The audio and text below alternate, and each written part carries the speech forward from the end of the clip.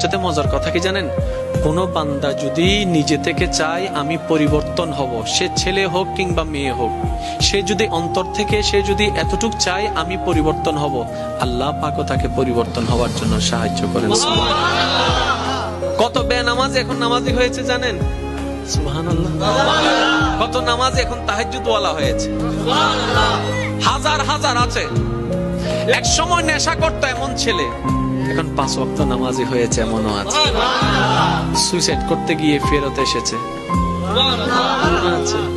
এক সময় যে কথার আগে হাত তুলতো, সে এখন গালি শুনলো মুস্কি হাসি দেয়। তো বন্ধুর একদিন তাকে জিজ্ঞেস করে, কিরে নেতা, তুই না কথা বলার আগে হাত তুলতি?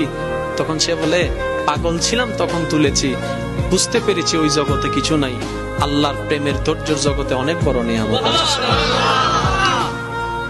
এত বড় বড় সফল ব্যক্তি যদি ছোটবেলায় লাথি খাইতে পারে, আপনি পারবেন না কেন?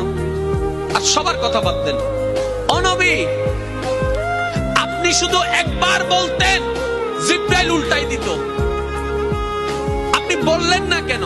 নবী রাহমাতুল লিল আলামিন বলে, পাওয়ার থাকার পরও যে পাওয়ার দেখায় না, সে তো সত্যিকার পাওয়ারফুল ব্যক্তি। সুবহানাল্লাহ। যার